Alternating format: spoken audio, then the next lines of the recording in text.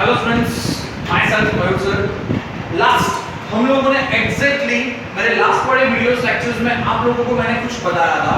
वो लास्ट वाला videos lecture में हम लोगों ने एग्जैक्टली स्टेट्स ऑफ मैटर जो 11th स्टैंडर्ड का 5th चैप्टर्स है उसमें हम लोगों ने डिस्कस किया था लिक्विड, गैस एंड सॉलिड के बारे में। देन हम लोगों ने उसके बाद डिस्कशंस में लिया था कि according to the Boyle's law क्या होता है।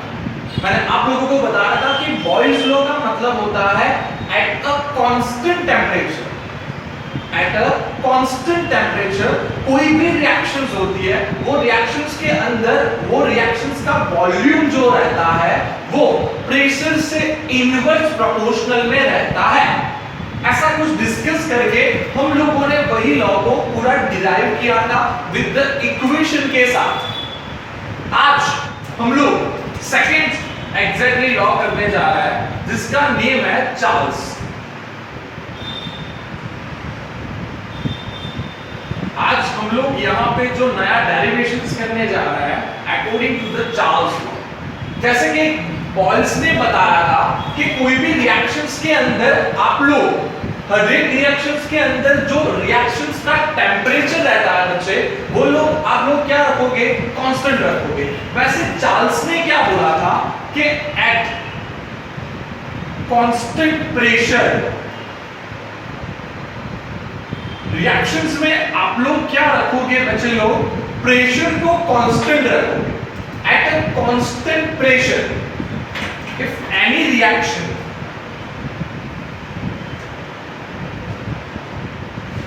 if any reactions temperature or sorry volume, my mistake, volume is directly proportional to temperature at a constant pressure, if any reactions of the volume is directly proportional to temperature। ऐसा कहने वाला जो scientist था बच्चे लोग वो वाले scientist का नेम था चार्ल्स। इसीलिए हम लोग यहां पे जो एक्सप्लेन कर रहे हैं this is a Charles law. फिर से एक बार चार्ल्स लॉ का आप लोगों को सिंपल स्टेटमेंट बता रहा हूं। चार्ल्स लॉ मतलब चार्ल्स लॉ ने ऐसा कुछ बोला था कि एट अ कांस्टेंट प्रेशर उसने जितनी भी रिएक्शंस लिए हैं वो हर एक रिएक्शंस के अंदर प्रेशर क्या रहता है, कांस्टेंट।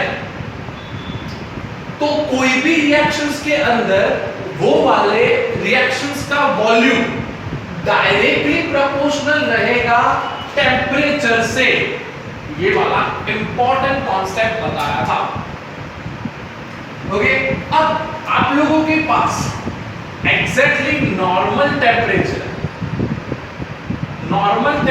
मतलब हम लोग कंसीडर करते हैं 25 डिग्री सेल्सियस मतलब रूम टेम्परेचर। इसको हम लोग अल्टरनेट क्या बोल सकते हैं, रूम टेम्परेचर मतलब 25। तो 25 प्लस ऑब्वियसली हम लोग टेम्परेचर को यूनिट में कन्वर्ट करते हैं एसआई में, तो सिंपल है उसको केल्विन में कन्वर्ट करते हैं। तो 25 डिग्री सेल्सियस मतलब 25 प्लस 273 मतलब रूम टेम्परेचर को हम लोग क्या बोलते हैं, 298 केल्विन। मतलब जितने भी टेम्परेचर्स हैं हम लोग कंसीडर करते हैं बच्चे लोग केल्विन के अंदर। किसके अंदर कंसीडर करते हैं, केल्विन के। तो यहाँ पे भी एक एग्जैक्टली यहाँ पे आप लोगों को कंप्लीट एक कंसेप्ट बता रहा हूं जिसको बोलते हैं एब्सोल्यूट जीरो टेम्परेचर। ये एक वर्ड आप लोगों के लिए मोस्ट इंपॉर्टेंट रहेगा। एब्सोल्यूट जीरो टेम्परेचर का मतलब क्या है, तो सिंपल है, हमारे पास एक रिएक्शन है। रिएक्शंस मतलब ये आपके पास एक फॉर्मूला ही है जो आप लोग लोअर स्टैंडर्ड से पढ़ते हुए आए हो। 9th स्टैंडर्ड में आई थिंक सो आप लोगों ने ये देखा होगा। हम लोग ऐसा कुछ पढ़ते हैं, kelvin is equal to Celsius plus 273। ये हमारी रूटीन फॉर्मूला है। सिंपल है कि आप लोगों को यहाँ पे देखा कि सेल्सियस मैंने कितना लिया, 25 डिग्री सेल्सियस लिया, तो मैंने यहाँ पे 25 पुट कर दिया। तो 25 प्लस 273 तो आंसर क्या बन गया, 298। और वो जो मिला वो केल्विन में मिला। तो तो हमारा मेन पॉइंट कौन सा है? एब्सोल्यूट जीरो टेम्परेचर का एग्जैक्टली मतलब क्या है? तो एब्सोल्यूट जीरो टेम्परेचर के अंदर यही वाली इक्वेशंस लेनी है जिसमें टेम्परेचर मतलब जो डिग्री में रहता है उसको जीरो कंसीडर करना है, सॉरी 0 + 273 ऐसा करेंगे तो आंसर्स नहीं मिलेगा। एब्सोल्यूट टेम्परेचर का एग्जैक्टली मतलब होता है 0 केल्विन। क्या होता है? 0 केल्विन। ये फॉर्मूला के अंदर आप लोग एग्जैक्टली केल्विन को 0 पुट करो तो C + 273 एग्जैक्टली 273 मैं जो लिख रहा हूं राउंड फिगर में लेगा, बट जो टेक्स्ट बुक में आप लोगों को कंसीडर करके दिया हुआ है वो है 273.50। तो यहां पे मैं लिखूंगा 273.50। अब ये वाले नंबर को मैं इस तरफ लेके जा रहा हूं तो सेल्सियस इज इक्वल टू मिलेगा -273.15। ये एग्जैक्टली जो वैल्यू मिली उसको हम लोग बोलते हैं एब्सोल्यूट जीरो टेम्परेचर, जिसका वैल्यू रहता है -273.15। और ये वैल्यू कब मिलेगा? जब हम लोग एब्सोल्यूट टेम्परेचर में एग्जैक्टली केल्विन को कितना लेंगे बच्चे लोग? 0 लेंगे। तब हम लोगों को जो भी टेम्परेचर मिलेगा 0 केल्विन पे, वो केल्विन पे जो 0 केल्विन पे टेम्परेचर मिलता है उसको बोलते हैं एब्सोल्यूट जीरो टेम्परेचर, जो मैंने यहाँ पे लिखा हुआ है। और उसको अगर हम लोग केल्विन में कन्वर्ट करें तो केल्विन में उसका आंसर रहता है बच्चे लोग सेल्सियस इज इक्वल टू -273.15। इसको बोलते हैं एब्सोल्यूट जीरो टेम्परेचर। ये वर्ड एमसीक्यूज के अंदर या शॉर्ट क्वेश्चंस के अंदर मोस्ट इंपॉर्टेंट रहता है बच्चे लोग, तो ये फोकस करना जरूरी है। अब हम लोग चले जाते हैं अपने वाले एग्जैक्टली रूल्स के ऊपर, जिसको हम लोग बोलते हैं चार्ल्स। चार्ल्स का फिर से एक बार रूल्स बता रहा हूं कि कांस्टेंट प्रेशर है, प्रेशर को क्या रखा था? कांस्टेंट। तो चार्ल्स ने ऐसा बोला था volume is directly proportional to temperature. यही वाले इक्वेशन को अगर मैं मैथमेटिकली फॉर्म में रिप्रेजेंट करूं according to the Charles law,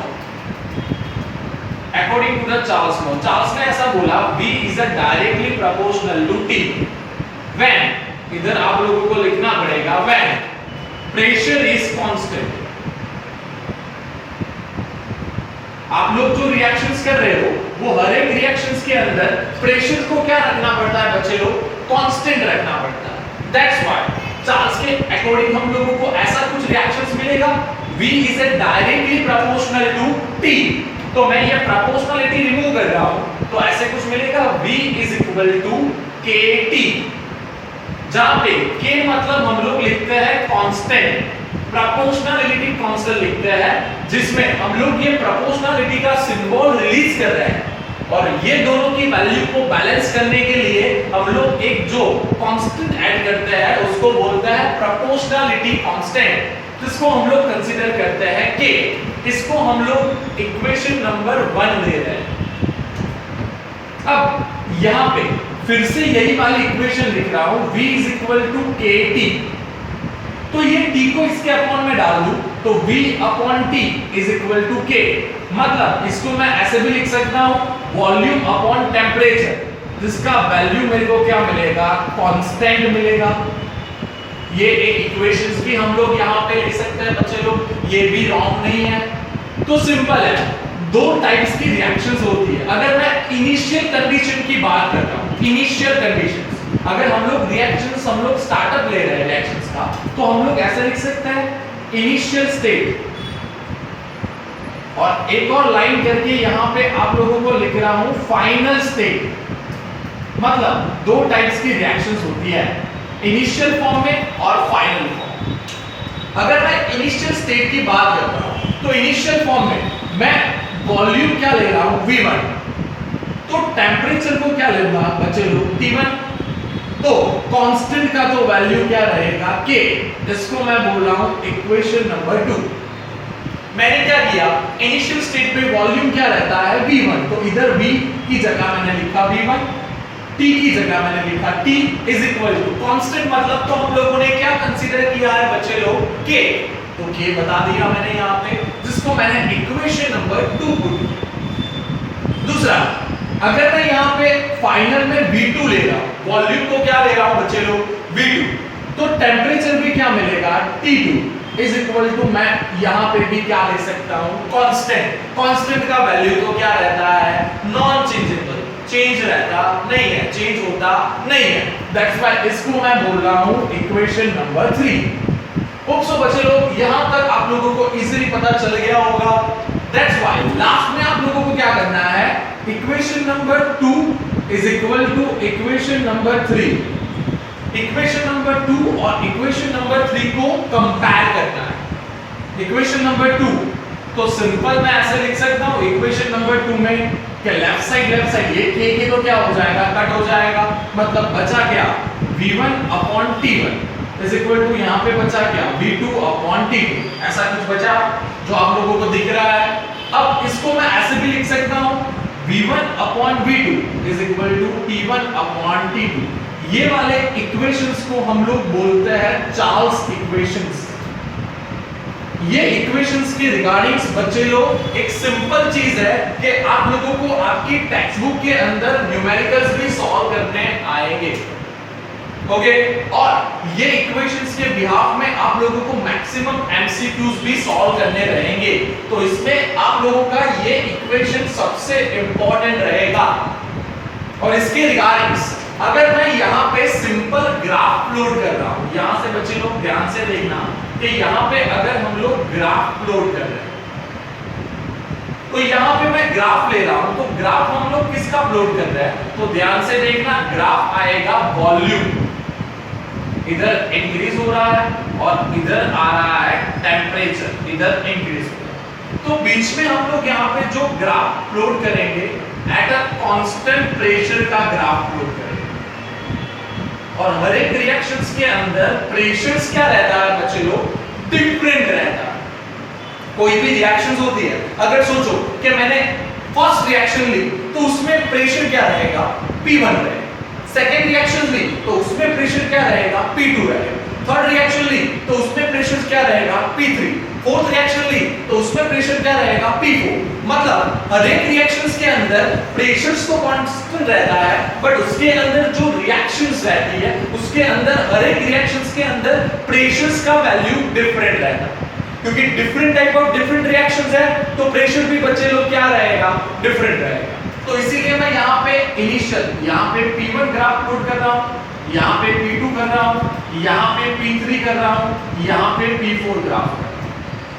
मतलब मैंने टोटल 4 रिएक्शंस ली है और चारों के चारों रिएक्शंस के अंदर different type of different pressures के ग्राफ प्लॉट किए हुए हैं। तो ये ग्राफ के अंदर जो हम लोगों को प्रेशर्स का फिनोमिना, मतलब प्रेशर्स का सीरीज मिलेगा, वो कुछ ऐसे मिलेगा, P1 is a less than of P2 is a less than of P3 is a less than of P4। और ये जो हम लोगों को सीरीज मिला, ये वाला जो फिनोमेना मिला, उसको एग्जैक्टली हम लोग ये ग्राफ को बोलते हैं आइसोबार ग्राफ। ये ग्राफ को हम लोग एग्जैक्टली रिप्रेजेंट किससे करते हैं, आइसोबार्स के पर्टिकुलर नेम से। बच्चे लोग आइसोबार क्यों लिखा, क्योंकि यहाँ पे ये वाले रिएक्शंस, ये वाले लॉस के अंदर आप लोगों ने प्रेशर कांस्टेंट रखा, प्रेशर को क्या रखा था, कांस्टेंट, और प्रेशर का एग्जैक्टली यूनिट क्या रहता है, बार। दैट्स व्हाई हम लोग जब वॉल्यूम ऑपोजिट टेम्परेचर का ग्राफ प्लॉट कर रहे हैं जिसमें प्रेशर्स का वॉल्यूम हम लोगों को कांस्टेंट मिल रहा है, दैट्स व्हाई उसके रिगार्डिंग हम लोगों को यहाँ पे जो भी ग्राफ मिल रहा है वॉल्यूम ऑपोजिट टेम्परेचर का, वो ग्राफ को हम लोग सिंपली कौन से वर्ड से प्रोनाउंस करते हैं, आइसोबार्स। किससे प्रोनाउंस करते हैं बच्चे लोग, आइसोबार्स। मतलब जब भी आप लोगों की एग्जाम में अगर आप लोगों को सिंपल क्वेश्चंस पूछ रहे हैं कि डिराइव और the explains the Charles law, तो बच्चे लोग आप लोगों को इतना पूरा कंसेप्ट यहाँ पे लिखना रहेगा। इतना आप लोग लिखोगे मतलब आप लोगों का एग्जैक्टली चार्ल्स लॉ खत्म हो जाएगा। होप्सो आप लोगों को एग्जैक्टली ये वाले कंसेप्ट्स में पता चल गया होगा। ओके बच्चे लोग, तो अब हम लोगों ने आगे देखा था कि चार्ल्स लॉ में क्या था। तो चार्ल्स लॉ में जैसे बताया कि प्रेशर को आप लोगों ने क्या लिया था, कांस्टेंट ले लिया था। बॉयज में हम लोगों ने देखा तो बॉयज के अंदर टेम्परेचर क्या रखा था, एग्जैक्टली कांस्टेंट। तो अब लास्ट थर्ड नंबर का जो साइंटिस्ट था, वो थर्ड नंबर के साइंटिस्ट का नेम था गैल्यूशेक्स, गैल्यूशेक्स लॉ। ये साइंटिस्ट का एग्जैक्टली नेम था गैल्यूशेक्स, ओके, लॉ। तो गैल्यूशेक्स ने क्या बताया कि एट अ कांस्टेंट वॉल्यूम, गैल्यूशेक्स के लॉ के अंदर क्या रहता है बच्चे लोग, वॉल्यूम को क्या बताना पड़ता है, कांस्टेंट, ओके। तो उसने क्या बोला था, eight a constant volume if any reactions pressure is directly proportional to the temperature। इसने खाली स्टेटमेंट चेंज क्या किया बच्चे लोग कि चार्ल्स ने क्या बोला था, एट एब्सोल्यूट जीरो टेम्परेचर और at exactly constant pressure volume is directly proportional to the temperature. अब गैल्यूशिक ने क्या बोला, तो गैल्यूशिक ने ऐसा बताया कि eight a constant volume, at a constant volume if any reactions of the pressure, if any reactions of the pressure is directly proportional to the temperature, ये बताने वाला जो साइंटिस्ट था, वो साइंटिस्ट का नेम था बच्चे लोग गैल्यूशेक। मतलब हम लोगों ने टोटल 3 लॉज देखे, जिसमें बॉयल्स ने क्या बोला, टेम्परेचर कांस्टेंट रहेगा तो pressure and volume both are the inverse proportional, okay.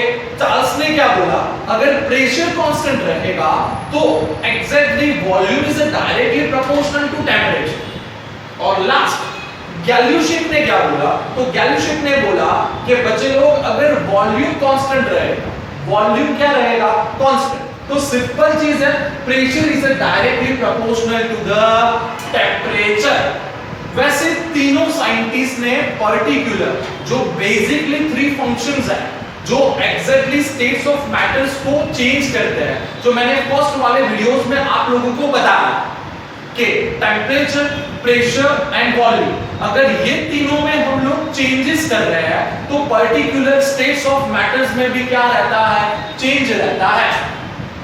तो यही कंसेप्ट्स को ये तीनों ने एग्जैक्टली प्रूव कर दिया, जिसको हम लोग बोलते हैं एग्जैक्टली स्टेट्स ऑफ मैटर।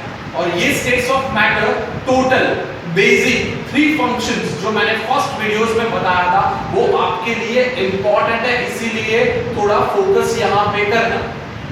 एक बार फिर से last time, at a constant volume if any reaction of the pressure is directly proportional to the temperature. अब यही वाले पर्टिकुलर पॉइंट्स को अगर मैथमेटिकली हम लोग रिप्रेजेंट करें, तो यहां पे लिख रहा हूं गैल्यूशिक्स लॉ, मैथमेटिकल फॉर्म, तो उसको हम लोग कैसे लिख सकते हैं, P is directly proportional to T, but यहां पे ऐसे लिखना पड़ता है at a constant volume. At a volume क्या रखेंगे बच्चे लोग, कांस्टेंट रखेंगे। कांस्टेंट मतलब वॉल्यूम क्या रहेगा, पूरी रिएक्शंस में कांस्टेंट रहेगा, दैट्स व्हाई हम लोग इसको ऐसे लिख सकते हैं P is directly proportional to T। अब डायरेक्टली प्रोपोर्शनल का सिंबल निकाल देना है, तो P is equal to K into T हो जाएगा, K into T। वहां पे K is equal to हम लोग क्या लिखेंगे, प्रोपोर्शनलिटी कांस्टेंट लिखेंगे।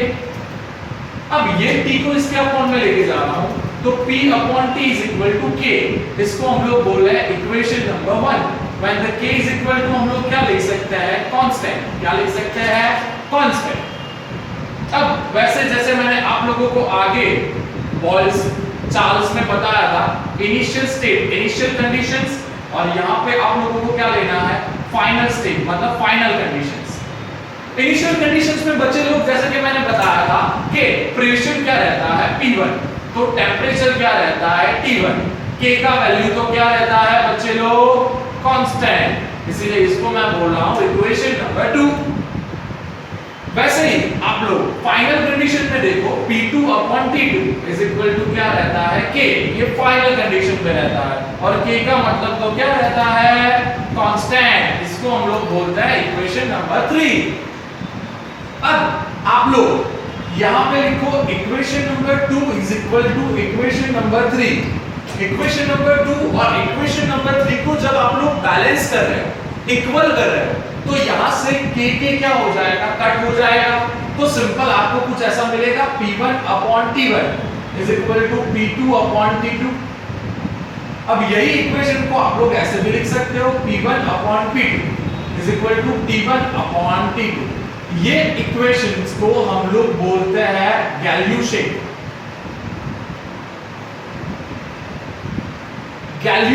इक्वेशंस। बच्चे लोग इसके रिगार्डिंग्स भी टेक्स्ट बुक के अंदर न्यूमेरिकल्स और एमसीक्यूज हम लोग सॉल्व कर सकते हैं ये वाली इक्वेशन में। जैसे कि मैंने चार्ल्स में बताया था, चार्ल्स में भी हम लोग कर सकते हैं, बॉयल्स में भी बताया था, बॉयल्स में भी कर सकते हैं। और ये वाला जो है वो गैल्यू-शेप्स, तो गैल्यू-शेप इक्वेशंस में भी हम लोग उसके रिगार्डिंग्स न्यूमेरिकल सॉल्व कर सकते हैं।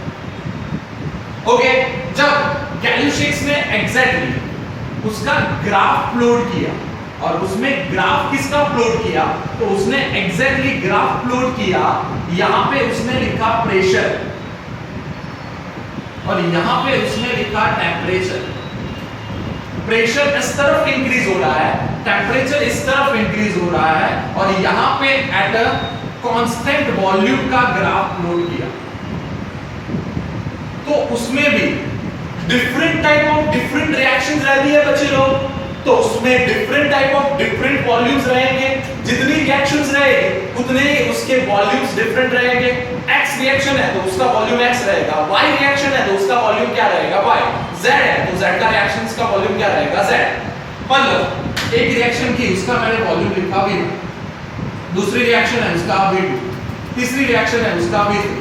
तो जब मैं इसका सीक्वेंस लिख रहा हूं तब एग्जैक्टली मेरे को क्या मिलेगा, तो इसमें भी ऐसा ही सीक्वेंस मिलेगा, इसमें भी सीरीज ऐसे मिलेगी V3 is greater than of V2 is greater than of V1। ये एग्जैक्टली ये वाले पोर्शन का ग्राफ मिला। और जब भी आप लोग ग्राफ के अंदर P ऑपोजिट T का ग्राफ प्लॉट कर रहे हो, ओके, P ऑपोजिट T का ग्राफ प्लॉट कर रहे हो, तब बच्चे लोग याद रखना उसके अंदर वॉल्यूम कांस्टेंट रहता है और यहाँ पे जो इसके बिटवीन जो यहाँ पे ग्राफ मिलेगा उसको हम लोग बोलते हैं आइसोपॉर ग्राफ। ये एग्जैक्टली P ऑपोजिट T का ग्राफ आप जब लोग प्लॉट कर रहे हो तब उसके रिगार्डिंग जो ग्राफ मिल रहा है, ये ग्राफ को हम लोग बोल सकते हैं आइसोपॉर ग्राफ। क्या बोल सकते हैं, आइसोपॉर ग्राफ। ये पॉइंट एग्जैक्टली खत्म यहां पे हो गया है, जिसको हम लोग बोलते हैं गैल्यू-शेप्स लॉ। गैल्यू-शेप्स लॉ फिर से छोटा सा फास्ट रिवाइज कर लेते हैं। गैल्यू-शेप्स के अंदर constant volume T is directly proportional to T, that उसके बाद हम लोगों ने उसका मैथमेटिकली फॉर्म यहां पे रिप्रेजेंट किया, देन उसकी इक्वेशन फाइंड की। जब मैं ग्राफ प्लॉट कर रहा हूं प्रेशर ऑपोजिट टेंपरेचर का, तब बच्चे लोग सिंपली हम लोगों को जो ग्राफ मिल रहा है वो ग्राफ को इजीली हम लोग कौन से नेम से प्रोनाउंस करते हैं, आइसोपॉर ग्राफ, जिसके अंदर जो सेंटर में मिल रहा है उसमें वॉल्यूम क्या रहता है बच्चे लोग, कांस्टेंट रहता है। ओके बच्चे, देखो